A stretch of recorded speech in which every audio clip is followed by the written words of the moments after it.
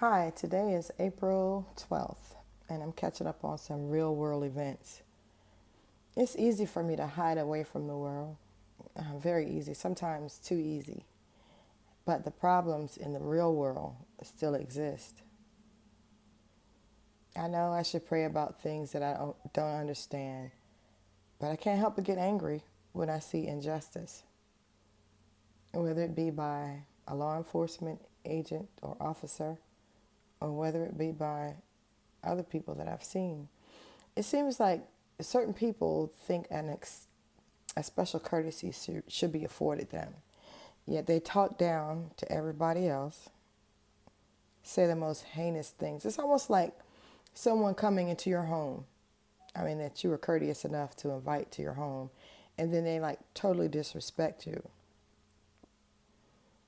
And then when you throw them out of your home, they tell everybody, with added emphasis and stuff like that.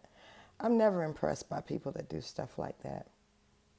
I was watching a news clipping earlier of the Army officer that was pulled into a gas station, and two police officers got out of their vehicle with their guns drawn. The reason for the traffic stop was supposed to be he didn't have a rear plate, but clearly you could see that there was a temporary tag taped to the window in the back. So there was really no reason for the stop at all. And then one police officer, of the two police officers, the young Caucasian one, he looked like he was scared to death. All he did, he just had his gun drawn. But it was the Hispanic officer that was just indignant. We all come from the same place. I mean, our outward appearance is different, but if he did a DNA test, he would find that he had some sub-Saharan African in him too.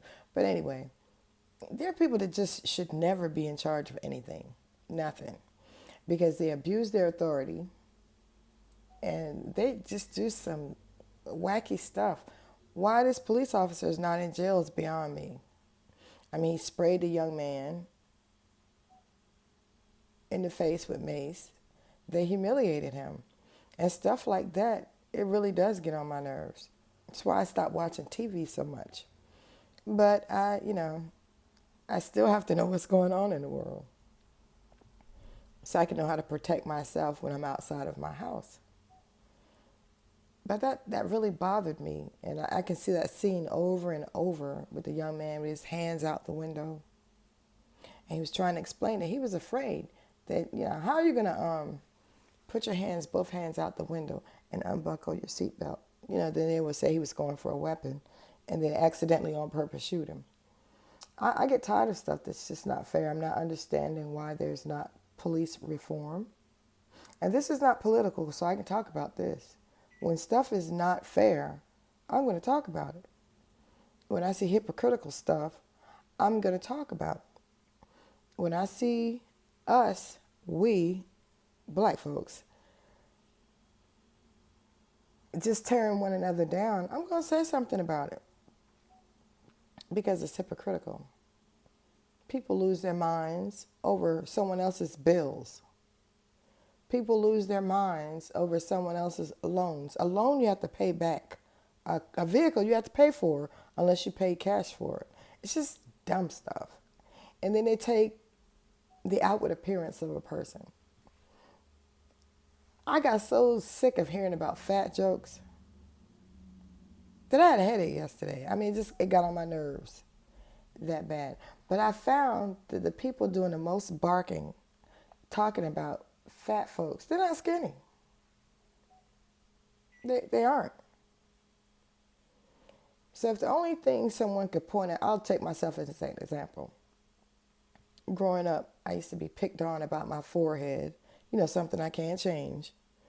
And I used to be picked on about my hair because it would grow and then it would break off. Nothing I could do about that, but I never liked wigs or anything like that because when I try to wear them, they always give me a headache. So I just wear my natural hair. But believe it or not, If someone couldn't point out anything else, they would point out those two things about me. Oh, you have a big forehead. Oh, you're bald headed. But having a big forehead and short hair doesn't diminish my intelligence, doesn't diminish the anointing that's on my life. It doesn't diminish any of the gifts and talents that are within me. So when you go to criticize someone, please look at yourself. Because if you're caked up with makeup, or there's something you've had enhanced on your own body that's out of proportion, you really shouldn't talk about anybody. See, the person that's fat or the person with short hair and a big forehead, because I'm overweight myself, I used to be very petite, but not anymore. That still doesn't diminish my intelligence. That still doesn't diminish my gifts, my talents, my calling. It just doesn't. Those are things that ignorant people would point out. Because what I've noticed watching people in the world, watching some folks that I interact with, you have some low self-esteem or no self-esteem having folks that love to harp on a deficit they see in other people.